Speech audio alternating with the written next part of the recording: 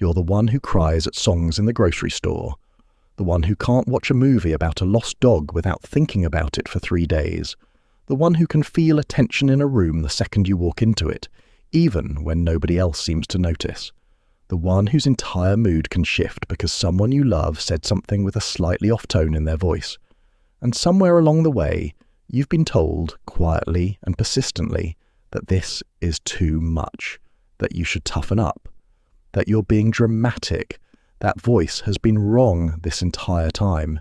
If you've spent most of your life apologizing for feeling things too deeply, suppressing reactions other people don't seem to have, or quietly wondering if something about your wiring is broken, your psychology is doing something the culture has not yet learned to name accurately. The depth of feeling isn't weakness, it isn't immaturity, it isn't a personality defect. It's the visible behavior of a brain that processes information at greater depth than average, and that depth is a measurable, documented neurological trait with 30 years of research underneath it. Here's the thing nobody talks about. Most people walk through a day and process roughly the same number of incoming signals everybody else does. A conversation registers as a conversation. A song registers as a song. The signal arrives, gets processed at standard depth and moves on. For about 15 to 20% of the population, that processing depth is fundamentally different. The same incoming signal is processed more elaborately, connected to more memories, run through more pattern-matching systems, and held in working memory longer before it's released. The song doesn't just register as a song, it connects, instantly and automatically, to the 7 other songs it reminds you of, the moment in your life when you first heard one of them. Every piece of input gets that treatment. The result is that you feel more, remember more, notice more, and sometimes, by the end of an ordinary day, are exhausted by quantities of stimulation other people don't even register. In 1996, psychologist Elaine Aron published her foundational research on what she called sensory processing sensitivity, or SPS. Aron documented that roughly 15 to 20% of people have a measurably different way of processing stimuli, marked by 4 specific traits: depth of processing, ease of overstimulation, emotional reactivity, and sensitivity to subtle environmental cues. Her research has since been replicated across dozens of follow-up studies, and in animals as well as humans. The most important piece came in 2014, when neuroscientist Bianca Acevedo and her team used fMRI scans to look at the brains of high SPS individuals processing emotional stimuli. They found measurably greater activation in brain regions associated with awareness, empathy, integration of sensory information, and self-other processing. The depth of feeling isn't subjective, it corresponds to measurably different brain activity. The combined work established this is a real neurological trait, not a personality preference. Picture this. You're at a dinner with 5 other people, the conversation is moving along. Someone tells a story, someone else laughs. You are, on the surface, doing the same thing everyone else is doing. You are tracking the conversation, but underneath the surface your brain is doing something else. It's noticed the slight catch in your friend's voice when she mentioned her sister. It's tracking the fact that the person across from you hasn't spoken in 11 minutes. It's registering the change in light when the candle moved. It's processing the slight tension between 2 people at the other end of the table that nobody has named. All of this is happening simultaneously, automatically, without your conscious permission. By the end of the dinner, you're not just tired from socializing, you're tired from having lived inside a much larger and more layered version of the same event everybody else attended. But here's where it gets interesting. The depth of processing is rarely something the person chose. It's the brain's default setting.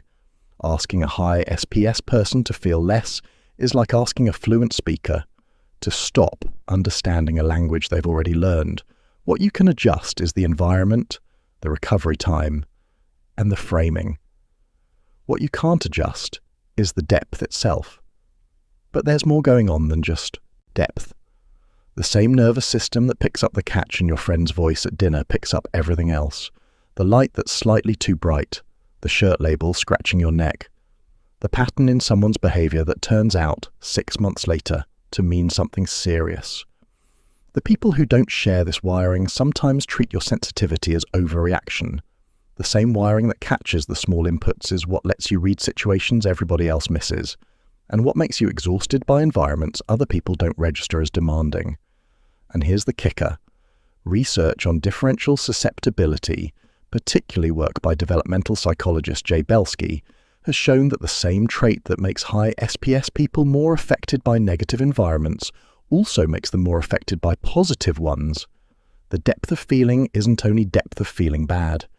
In a supportive environment, with the right relationships, with adequate recovery time, high SPS individuals flourish more than the average.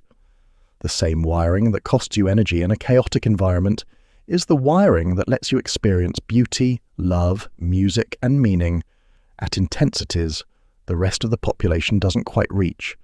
And this shows up in ways you might not notice. The people who feel everything deeply are often the people their close friends come to when something is genuinely wrong. They're the ones who notice when a relative is hiding something. They're the ones who catch the small change in a colleague's behavior weeks before anyone else does. The very thing the culture has told you was a weakness is the same thing that makes you, in the right context, the most perceptive person in the room. Now, let's be honest. The reframe in this video applies to the trait. Sensory processing sensitivity is real, measurable, and not a problem to be fixed. But the depth of feeling can look very similar to anxiety, to unprocessed trauma response, or to depression, and the strategies for living well with each are different. If your depth of feeling is mostly distress, if the input feels less like richness and more like constant overwhelm, if recovery isn't restoring you, the trait might not be the only thing in the room. A therapist can help distinguish what's wiring and what's wound, but for the people whose depth of feeling is wiring, here's what's happening. You're not too much. You're not broken. You're not weak. You're someone whose nervous system processes information at greater depth than the majority of the people around you. And the depth that costs you energy in the wrong environments is the same depth that gives you access to a richer interior life than most people will ever experience. The crying at songs in the grocery store isn't a malfunction. It's evidence the music actually reached you. The fact that other people can hear the same song and feel nothing isn't a sign of their strength. It's a sign the song didn't get processed the way it got processed in you. The work isn't to feel less. The work is to recognize that the depth is the trait, not the flaw, and to build a life with enough recovery, enough quiet, and enough relationships that don't require you to apologize for it. There's something quietly extraordinary about the people who feel everything deeply. They walk through the same ordinary days everybody else does and live a more elaborate version of them. They notice the things nobody else catches. They feel the music nobody else quite hears the same way. They love harder, grieve longer, register more, and remember more than the people who keep telling them they should toughen up. That isn't a failure of toughness. It's the operating profile of a brain that runs the world at higher resolution than the default. If you've spent years apologizing for feeling things too deeply, this might be the moment to consider that you weren't supposed to feel less. You were supposed to find the environments and the people and the recovery that let the trait do what it does best. The depth was never the problem. The fit between the depth and the rest of your life is where the problem lives. You're not too sensitive, you're not too much, you're not broken. You're someone whose brain runs the world at higher resolution than the average setting, and the depth of feeling you've been apologizing for is the signature of a real neurological trait that, in the right life, becomes one of the most valuable things about you, if you nodded. Through any part of this, subscribe to Silent Awareness. There's more about the quietly different ways your mind works, and most of it nobody's named. Subscribing helps the channel keep making these.